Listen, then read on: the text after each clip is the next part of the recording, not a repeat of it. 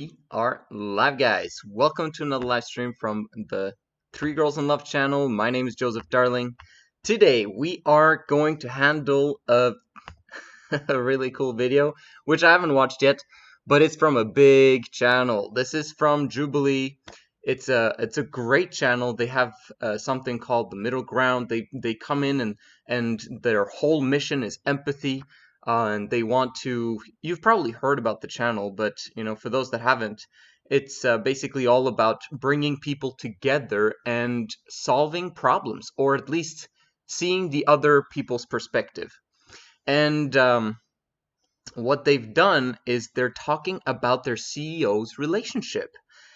I think this is very interesting because they spoke about his relationship with his girlfriend about a month ago or 2 months ago or something like that, and that he proposed basically and made this fancy cool video about how it was so special moment for their CEO and they wanted to show it to the world. And now they're showing what happened during the quarantine with each other. So this is new, this is fresh, this was published 2 days ago.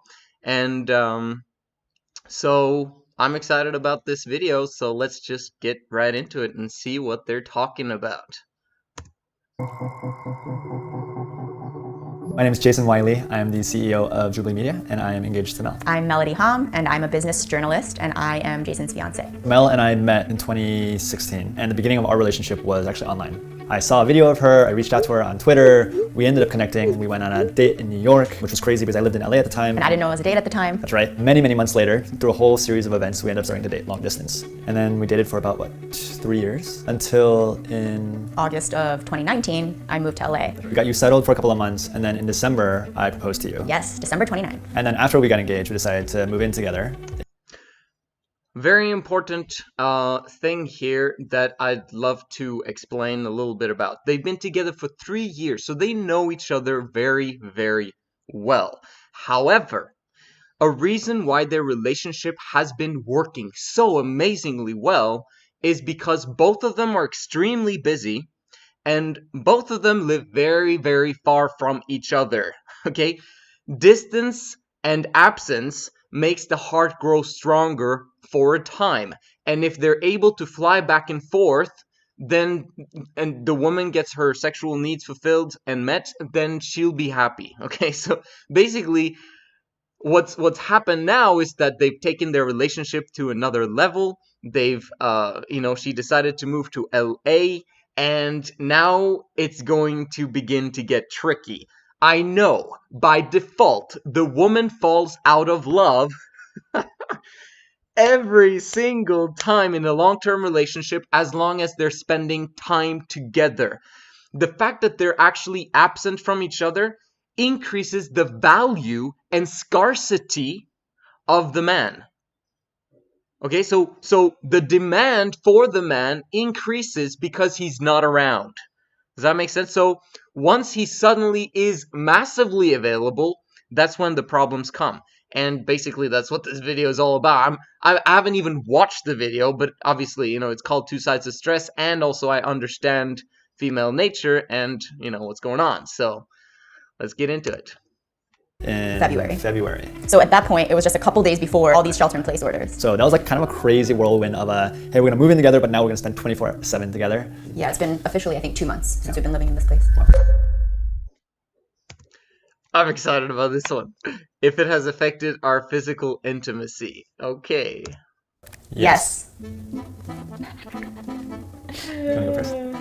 I think because we're with each other 24/7 and no date nights, the physical touch component when it comes to love languages, I think we've actually shown more of that during this time. But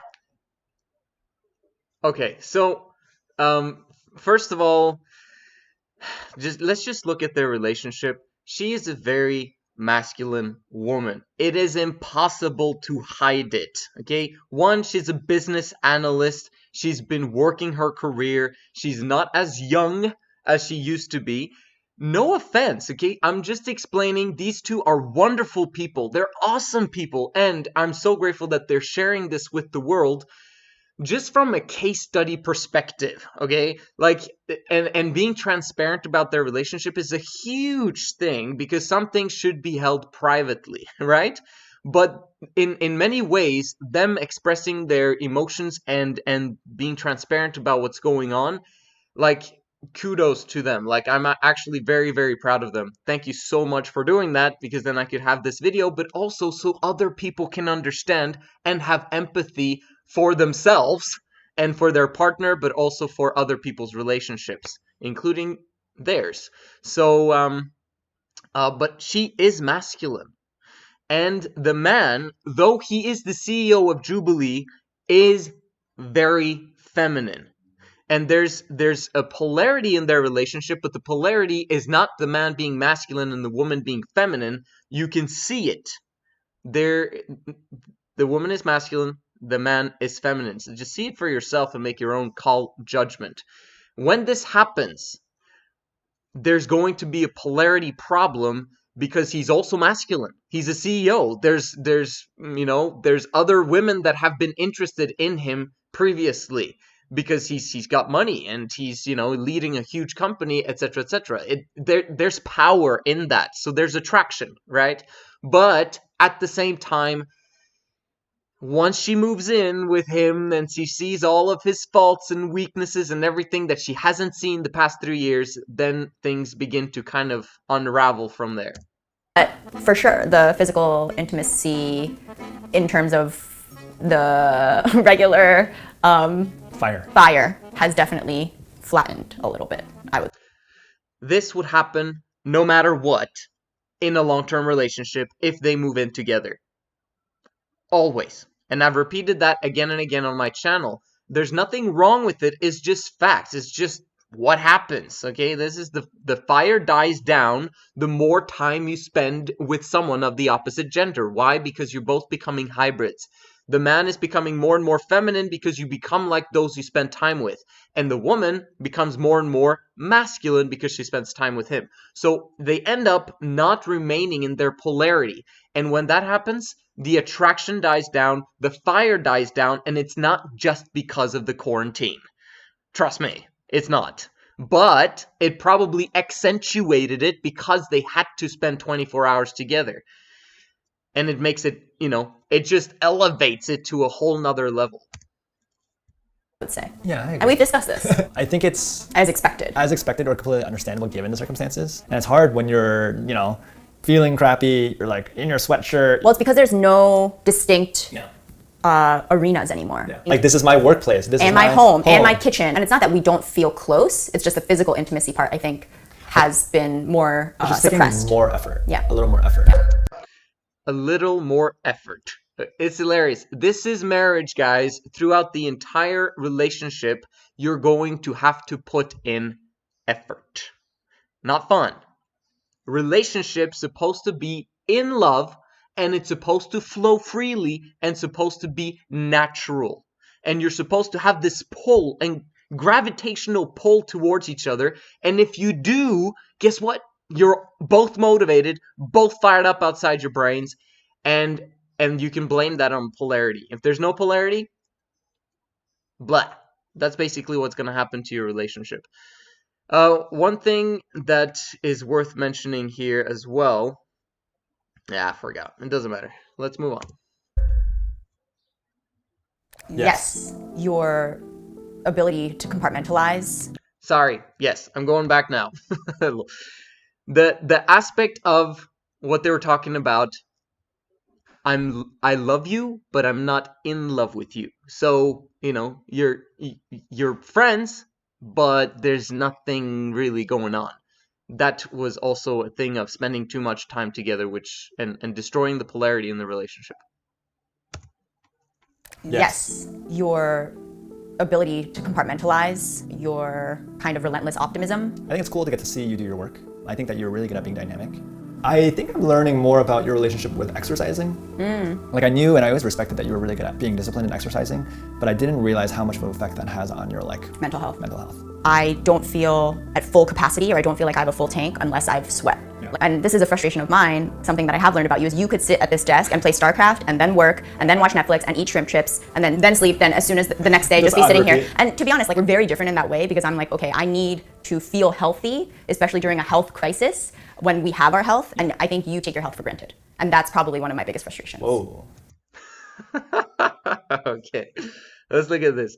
There's they've learned new things about each other when they moved in with each other. Okay, after 3 years, you didn't know that your woman was an exercise freak. Come on, like the aspect of her having a close relationship with her health has to do with her femininity. Okay, in the sense of that's one of her focus areas because it keeps her beautiful, it keeps her fit, it keeps her young, it keeps her everything. Okay, women were designed to focus on 2 areas of life: relationships and health. And then what is happening these days is that women are also exceedingly beginning to focus on business. She has been that. She's a business analyst. Okay, so if we understand that she's diversified in her roles, which means that she's extremely disciplined in all facets of life, which means that she's going to be the one who has very often the power in the sense of looking down on people that do not do what she does. She takes pride in her health, her fitness, her discipline to be, to be fit, to be healthy, and to exercise. She takes pride in her business career. Okay, and in the same way, obviously now she's going to complain about her man not taking his health seriously. And he's like, whoa, okay, so it's going to be interesting hearing what they say about that. But the whole aspect is that guys are able to prioritize the things that they feel are more important. And he doesn't feel his fitness and health levels are that important currently right now. He's got other priorities.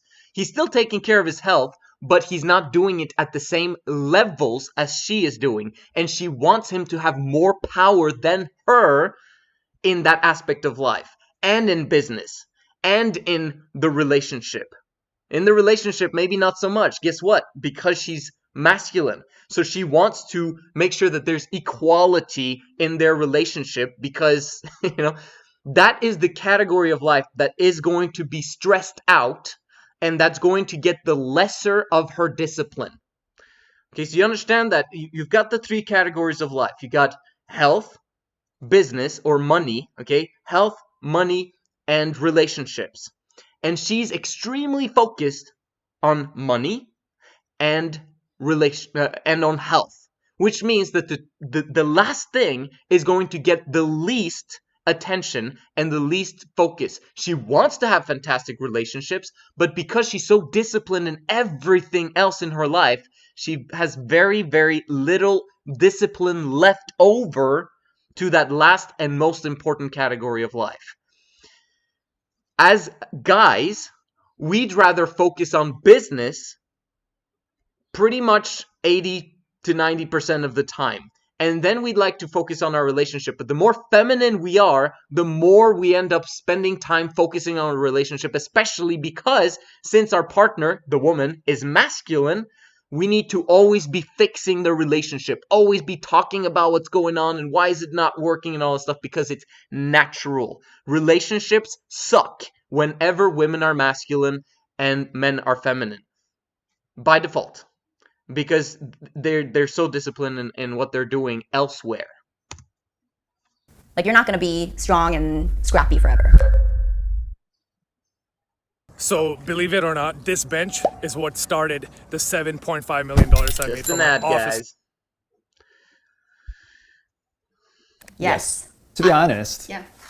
I think we fight more while we're in quarantine. But I do think we kind of fight a lot. But I also think that we've learned and grown as a couple way more during that time too. Why are you fighting?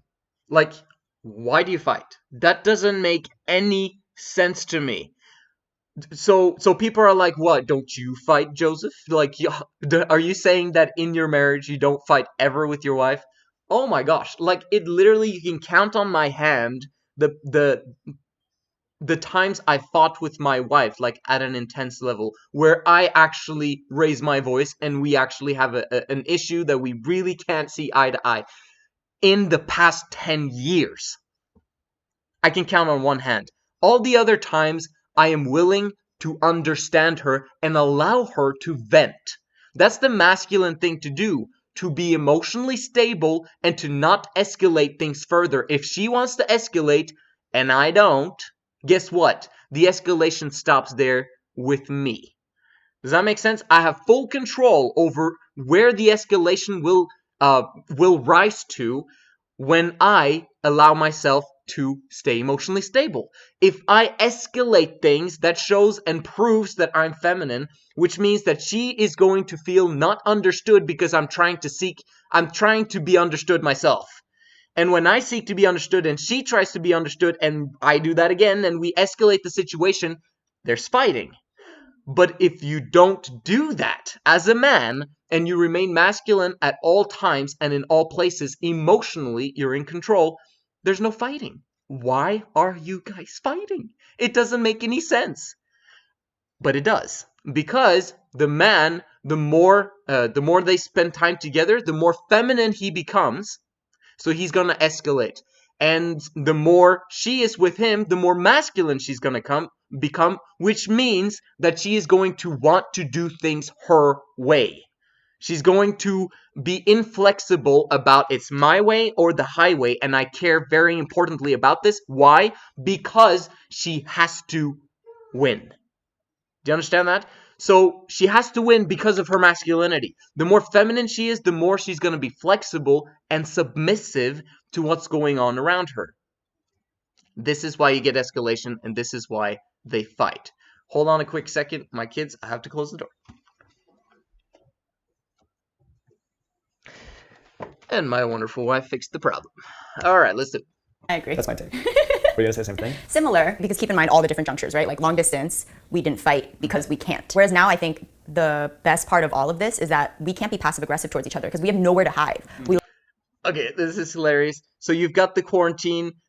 She admits that, hey, we couldn't fight with each other because we were far away from each other, and also they didn't want to fight. Like, how can you really fight when you're apart? Like, the small amount of time that you actually manage to spend time together, you kind of let go of everything and you enjoy your time together because it's scarce. It's scarce, and so you have to treat it correctly, right? It's like the less time, like the less quantity time, the more quality time you want to spend together.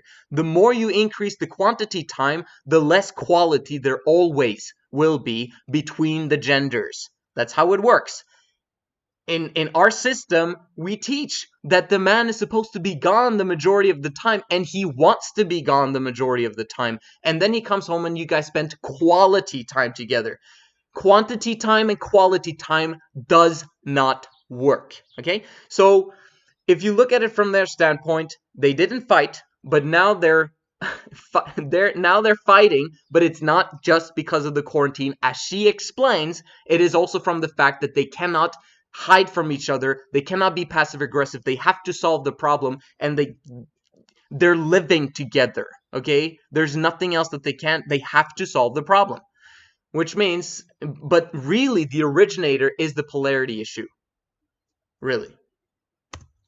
We live in a one-bedroom apartment. We see each other every day, and I think it's made us a lot more clear and vocal about our feelings and about how we want to resolve things. And I actually am very grateful that we are fighting more. Wow. But of course, I'm very grateful that we're fighting more.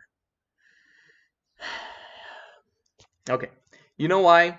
This is one aspect that I don't cover very much. But I've said it before. There's one, I'm going to do a reaction video of a TEDx talk that was absolutely fantastic, where they basically said that if a couple tells you that they don't fight, they either are lying through their teeth, or they don't have passion in their relationship. That's basically what that video was all about. It was an amazing sentence in that video. And it's true, okay? Because I choose to not fight, there is less passion in my relationship with my wife. So we're way more friends than we are lovers. But I'd rather do that so that she can be unburdened and be allowed to be feminine and be allowed to be herself and so that we can solve our problems long term. Okay, so it looks from this fact that I'm very submissive and I married this, that, and the other. But I understand how relationships work, and I understand what's needed to also bring her very, very fast back on my side, if that makes sense. So we have an amazing relationship in that regard, that we can fix things very, very quickly. But the fact that she says, I'm happy that we fight more, where does that come from? Well, from the fact of polarity. Okay, when there's tension, eventually there's also sexual tension. Okay, when sometimes he might win, right? What happens? Power. Okay, she might actually come to the point. Okay, you're right. You know, like you're right. And he's yelled, and he's basically shown power, and that he's not gonna back down to her crap and all that stuff. But he's burdening her, but the fact that he's burdening her is causing her to look up to him because he stands up for himself. Do you understand what I mean? So that's a good thing, but is it necessary to fight in order to get that happening? Right? What happens once she gets kids? What happens once she has 2 kids? Like, is the man still gonna be upset and escalate the situation continuously? At that moment in time, it's unhealthy for a woman to be yelled at. In fact, like, why should a woman ever be yelled at? But it seems that she's liking it. That's a sign of her masculinity, not her femininity and vulnerability. Does that make sense? She's very secure in herself. Nothing wrong with it. Wonderful people. Again, Jubilee, awesome channel. Love you guys. And thank you for all you do. But I'm just simply explaining how things work. In the midst of it, there were fights that were like, oh, this feels really crappy. And there was one time that I remember, I think we were watching a movie, something was happening, and then you kept on, it felt like you kept on interrupting me, not like me speaking, but like saying, hey. And I was like, please, can we just watch the movie? And then it kept on happening, and then I got upset at you. Do you remember that? Not really. I don't think that's the fight you're thinking of. It always stems from the same thing, which is when I feel like kind of disrespected, I guess. I'm so Korean. Yeah. Don't you disrespect me. But what it is, there are certain things I would never do to someone. Like if you're working, I would never like pester you. Or if you were like on a phone call with one of your girlfriends, I would never be like la la la. And those are things you just do all the time when I'm doing any of those things that Femininity. Again, okay, so she's masculine, but she has her feminine tendencies. Of course, why? Because she's a woman, okay? So there's hybrids. We're coming to the hybrid aspect. Men, he's feminine, but he's also masculine in the aspect of consistency. He wants to focus and he wants to be into what he's doing. And the woman, she comes in and she's a social creature and she's designed to spend time with other people and to have attention. When he's putting his attention elsewhere and he's not including her, it's like he's cheating in many aspects. Okay? He's doing something else. He's not including her. Why? Because it has nothing to do with her. It's his work, right? Or he's doing something else or whatever it is. Then he wants to be focused on that. And then once he can change the focus, then he can focus on her. But men are very focused. We don't diversify very well. And we want to make sure that we follow through with the thing that we're focusing on, if that makes sense. So if we're continuously interrupted all of the time, that's going to annoy us. Now, as masculine men, we're not supposed to be allowed to be annoyed. Okay, because we can control our thoughts, we can control our behavior, and we can emotionally fulfill our women in a sense of, this is what she needs, I need to solve this first before I move on. Because right now he's blaming her for trying to get his attention and not understanding female emotional needs. What she needs is a friend who is female, okay? Actually, preferably 2 friends that are females. But he's the only one there. So what's going to happen? She's going to pester him and want attention. And can we talk about this? And can we do that? And that pisses men off. But it pisses them off because they're a mix between masculine and feminine, if that makes sense. I will ask you like, hey, do you mind stopping? Or hey, can you stop? And you won't. And then that's when I feel disrespected sometimes. Yeah. And that's why I had to be like, hey. And then you're like, why are you suddenly so upset? I remember feeling scared. Well, because I was like, I haven't seen you that mad before. You have said before, oh, but when I'm mad, I'm really mad. Like, and I'm like, yeah. I'm like, I don't know what that looks like. Because to be honest, you are a very overall calm, peaceful, manages stress well kind of person. You just are. It took a fight, a fire, for there to be a little bit of a release, I guess, or for me to acknowledge it. And let's be clear, like by fire, I didn't like. No, you weren't hit throwing things, you weren't hitting throw anything, or like yeah. even call you names. It was just like raising your voice. I was just like, you cannot do this to me, right? It says me like that. I think this fight felt particularly real, maybe because just being in self-isolation, it brings out your vulnerabilities, and you know, we're so raw and exposed. There's no like, oh, okay, see you later. No, we have to resolve it now and here. Right. So you see the anger issues. She became scared. Do you ever want, I mean, do you ever want to feel scared from your man of high value? No. But she wants to fight more? Like, you get the dual nature of women. I want to fight more. I like it. But I feel scared. You like to feel scared? Like, it doesn't make any sense. You see the duality of feminine creatures, especially when they're masculine and feminine. So there's like this, it doesn't work very well. The xenophobia, though, it's completely not interesting, so I'm just going to skip through. It's basically like the racism towards Asians during this time. Not really interesting. I worried quarantine could end our relationship. Okay, they've just started it. They've been together for 3 years. Why would it end their relationship? And they're also becoming more and more friends. No. You said after me, so maybe you have more hesitation. No. No, I've never thought that. I haven't thought that during this time. Yeah. Do you think if we weren't engaged, you would think that? No.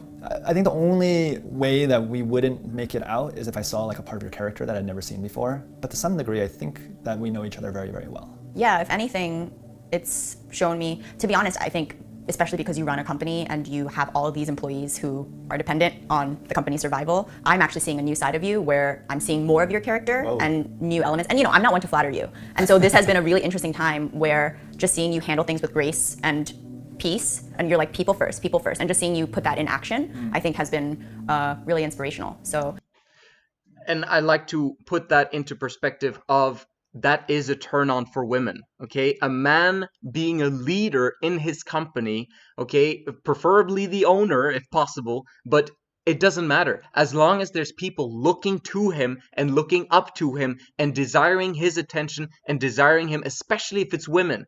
Women thrive when other women desire the attention of their man. So that aspect is what fuels her femininity and her attraction to him. However, the relationship of spending time together in an excessive manner has caused them to become lesbians. Okay, so they've had a lesbian deathbed. If you don't know what it is, Google is basically that, you know, in a relationship where lesbians are dating and living together, eventually the fire always dies off, okay? But it's not just lesbian deathbed, it's for everyone. So, but the whole point is they're both girls. No offense, bro, like, you're awesome, but that's what's happening, and that's why the attraction and the fire disappears. But they love being together and they love being friends, and that's awesome. But long term, this is a glimpse of their future. And in order for them to keep their attraction towards each other, he needs to keep being a leader. He needs to keep doing that. She actually has to learn to submit in their relationship in the sense of, I want him to have all of the power. If she does that, then their relationship can thrive as long as they have less than one kid, okay? Or like that they have one or less kids. If they have two, it's going to become very difficult for her to submit and be flexible. She'll need outside help, but even getting outside help will still be problematic, and there'll still be a lot of issues that could have been resolved in our system of Three Girls in Love. If anything, I think this has actually strengthened my love for you and my appreciation for you. Aw, that might be the nicest thing you've ever said to me. Probably. Yes. For me, it's definitely like doing workout classes at home. Like I need to, even if it's just for 30 minutes or a quick class or something, I need to feel as though, like I had a release. Right. And after, to actually jump in the shower and to feel as though I'm cleansing myself again, right? Like there's something very cathartic and healing about that experience. I think for me, something that I can do for myself is just finding like some private time alone. From me? No, from you, but also from the screen, from phone calls, and like there's almost nowhere safe except for like, you know, in a shower or something. For me, I'd really recommend for them to get a 3-bedroom house. Okay, like if they've got the cash, they've been working for a very long time, they're both successful, why didn't she get a bigger house, guys? Like, it doesn't, like, to stay in a very small quarters and make it a fancy, nice apartment is really, like, I'd rather pay twice and our relationship improve so that she can have her space, he can have his space, and they can be separated. There's a reason why it's called the man cave. It's because the man wants to disappear, and he's lying here. He actually wants space away from her, but he's not, he's trying to be people skilled about it. He needs time away from her, okay? But also, yes, his masculinity, he needs time by himself with, with introspection, and figuring things out in his own life. But, yeah. Actually, one of the best tools to de-stress is gua sha, which is the jade stone. And you put some facial oil, like vitamin B facial oil, and then you use the stone and you just massage your face. And it's your skin's so nice and tight. You rub it against your face and then you just like massage your temples and you massage your forehead, and it's so soothing. Okay, so that is very feminine what she brought out there. So she has her feminine streaks. I'm so happy for that because I see a lot of masculinity, but there's a lot of femininity as well. Awesome, beautiful, which means that there's tons of potential, right? The more femininity the more she retains her femininity and stays in her femininity, and it's not about balancing. It's about letting go and surrendering to your femininity completely. The moment she does that, she's going to feel way more better about her life and about her hormonal production. Because it's all about hormones, guys. And it's all about her feeling the production of estrogen and being fired up outside her brain by spending time with other women. The more masculine she is, the less she wants to spend time with other women, the more she'll want to spend time with other men, because men are actually emotionally stable like she is, and she doesn't really relate to feminine creatures. And they don't relate to her. So it's kind of... She probably has a lot of feminine friends, but a lot of them might be hybrids in many ways like she is. Again, no offense. It's just, yeah. Yes. What do you mean your physical body? You're like this all the time. What was that? Stress affects my body and skin. Yes. What do you mean your physical body? You're like this all the time. I have a feeling that's more related to how I sleep. Yeah, but that's because of stress, right? Yeah, I guess it does have I guess probably my answer is yes then. It's when I'm stressed is when my sleep becomes irregular. Yeah. And then when I don't sleep well, is the only time my skin gets irritated is if I am not sleeping well. Yeah. Skin, yes, I think so. I know when you're stressed because a lot of times there's like a lot of miscellaneous eating and snacking that's happening. Immediately after I eat a Pop-Tart, literally like the next morning. You'll find a little Pop-Tart on your Oh face. yeah. That's also a feminine trait of stress eating. Okay, so this is very often what happens when they become, pregnant and they have a baby, and very often they become stressed because of the child. They end up putting on a lot of weight. And men do it if they're feminine. If they're masculine, very often the stress that they get is from not eating, because they end up focusing so much on the thing that they're doing. The more masculine they are, the more they have something that they're focusing on in terms of achieving a goal. So what their problem is that they won't be eating as much as they should, right? So when they have a nutritional need, then they'll be in survival mode, and that will cause even more stress on their bodies. So, but they're, yeah. To be honest, I don't think I take particularly good care of my skin. No, but now you wash your face at least. That's what a I step. found was that more for comfort that I actually like to moisturize my face. And mainly it was because like I would wake up and when you wake up and you just feel so dry. Yes, Jason. Like Sahara desert. Yes, it's just Jason. like, this actually kind of feels nice. Well, it's also because I said I would like if you wore lotion sometimes. Yeah. So you listen to me. Does it? I mean, can you tell? Yeah. There's a lot of talk about, do women actually want men to moisturize and do all these lotions and all that stuff? Women want, she wants him to become like her. And yes, she has amazing skin, and he does too, actually. So they do, they do help each other a lot in that manner. She helps him out, but really, man, it's like, that's the small thing. Like this is the smallest thing to think about.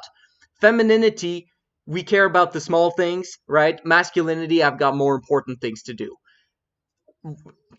So she should be really helping him to take care of his skin routine, but that should not be something that he thinks about, in a sense, if that makes sense. In monogamy, though, he kind of has to do it, I guess. It looks very nice. Oh, thanks. So is yours. Thanks. You're just you're real. That's too much. All right, hug and kiss and all those good things, and we go home. Go home. Hey everyone, thank you so much for watching. Okay, so basically we'll end there. It became a bit longer than I thought, but in general though, like they have a great relationship. Okay, it's awesome, and I hope the best for them. I'm so excited for them in terms of actually managing to live happily ever after. However, the probability that she's going to fall even more out of love over time is exponential. It's an exponential growth curve or decline curve that they've stepped onto, okay? And it's gravitational, and it works exactly the same way in every single long-term relationship. And the only thing that can help their process is, they get deeper and deeper into their relationship and becomes better and better in terms of trust, in terms of depth, in terms of all that stuff. But her attraction levels to him is going to be so low that she will want to look elsewhere, and she will always be chasing for something else. I need more. I need something. I don't know what it is. This is because she's becoming masculine and she's looking for fulfillment elsewhere. And so I hope that they take the time to maybe even check out my channel and see the solutions that can be put in place so that the woman can be in love for the rest of her life. If that's what you desire, then make sure you subscribe to this channel, make sure you like this video, and learn more about 3 girls in love. Monogamy is good, but the good life is the enemy of an amazing life. This is the 3 Girls in Love channel. My name is Joseph Darling. I'll see you in the next one.